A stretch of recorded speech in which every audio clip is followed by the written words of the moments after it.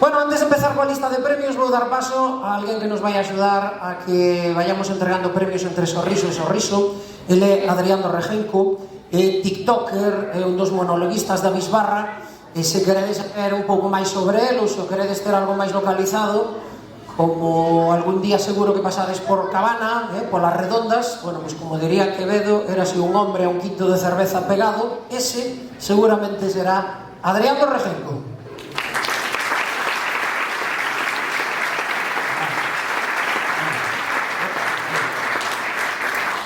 Boas tardes, que tal? Todo ben?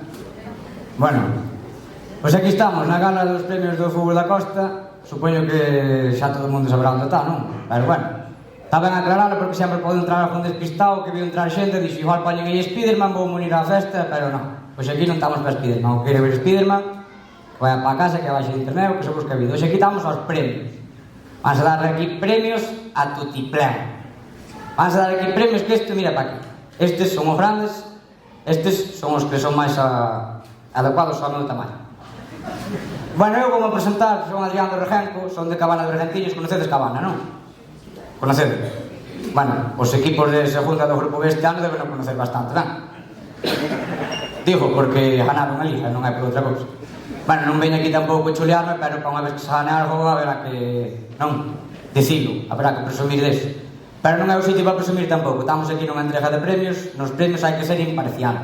Se pode dar un premio a alguén porque che cae mellor ou peor, ou porque che guste máis ou porque che guste menos. Hai que darle premio ao que o merece, ao mellor de todos. Por exemplo, este ano na liga de segunda do grupo B, quen foi o mellor de todos? O Cabana. O premio para o Cabana xa está. Non hai tampouco moita discusión. Hai que ser imparcial. Eu a partir de agora vou ser imparcial de todo. Vou ser o rei dos imparciales. Eu sei, vou quitar a chaqueta e fai unha calor aquí, eu le mismo que pon pánico, isto, cuidado, a calor que fai aquí.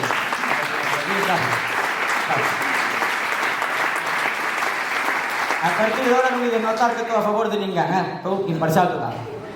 Bueno, aquí xa dixen, van a dar un lote de premios, isto vai ser como a gala do Balón de Ouro, pero con balón de bala. Por qué? Porque se fan en Buño, sabedes onde é Buño, non? Buño aí arriba, que xa todo o mundo sabe que Buño é famosísimo no mundo inteiro, por qué? Pola festa de Miquela e depois tamén porque fan cousas de alfarería. Pois hoxe aquí van a darse premios para todo. Mira, premios para os equipos, para o entrenador, para o xogador, para a xogadora, para a afición. Creo que hai premios hasta para os árbitros. Eu cando escoitei do premio dos árbitros dixen o árbitro é malo que dele darán unhas gafas ou algo. Non sei.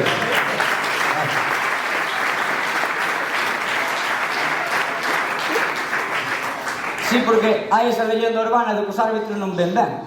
E eu non sei se é verdade ou é mentira ou se é casualidade, pero eu teño un amigo meu que é árbitro.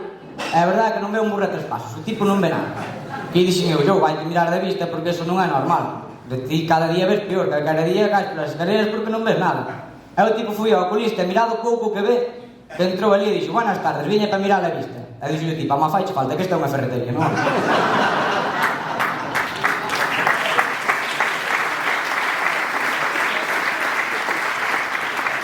Ser árbitro é moi difícil, é moi complicado, porque, a ver, son personas que se equivocan moito máis que os demais. Todos nos equivocamos, non? Pero un árbitro equivócase moito máis. Ti, por exemplo, vas no coche, e chegas ao semáforo en rojo, sáltalo, estás te equivocando, todo o mundo ve que te equivocaches, non? Pero un árbitro pita un penalti, para que yo pitou en contra equivocouse seguro, pero para que yo pitou a favor acertou. O sea que hai veces que fallas, hai veces que acertas, fallas incluso cando estás acertando, sendo árbitro. Que a xente di, os árbitros están cegos. Eu non sei se están cegos. Eu que creo que están é xordos. Porque que as barbaridades que escuita un árbitro que siga aí, como se non pasara nada, ten mérito, Porque eu non vou arbitrar un partido de fútbol nin por 10.000 euros. Mira, eu non vou facer nin o sorteo do campo. Vas a arbitrar todo contento e volves para casa con unha depresión, coño. Eu teño escuitado barbaridades nos campos de fútbol, pero de audiencia nacional, Estaba un día vendo un partido, e estaba eu, mas uns amigos meus, e ao meu lado había ali dous patróns vendo o partido tamén.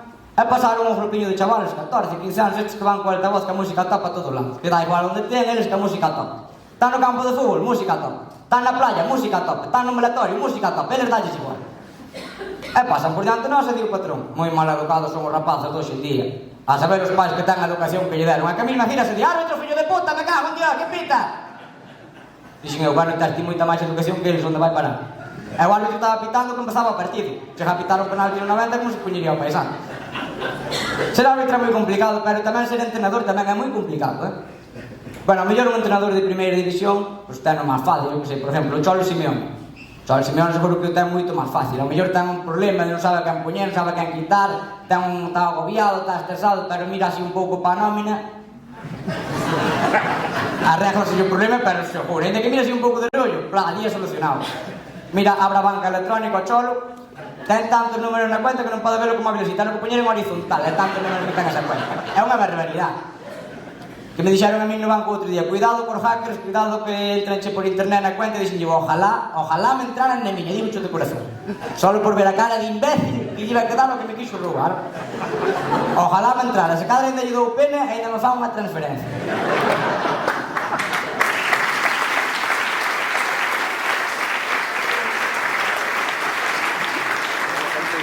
Pero ese problema o Cholo non ten. Que problema vai ter o Cholo? Seguro que ten a cuenta cunha seguridade, non ves que é un entrenador moi defensivo. Ten unha seguridade que non entra ninguén. E ainda que mismamente, ainda que entraran e lle quitaran un par de miles, seguramente chega a fin de mes sin problema igual. Non chegarei eu, que estamos a día unha xa estou temblando, pero... Menos mal que os amigos do que pasa na costa van pagar 700.000 euros, xa a mediados chego. Bueno, ser árbitro é jodido, ser entrenador é jodido, pero o máis jodido de todos é ser xogador.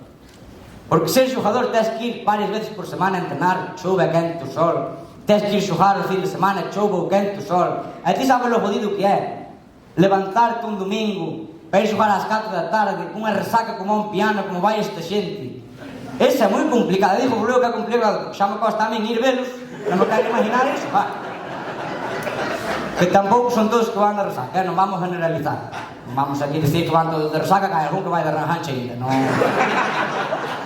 Agora non mireis así uns para os outros, que teño visto máis xente vomitar nos campos de fútbol que nas locales en Santa Comba, vamos a ver.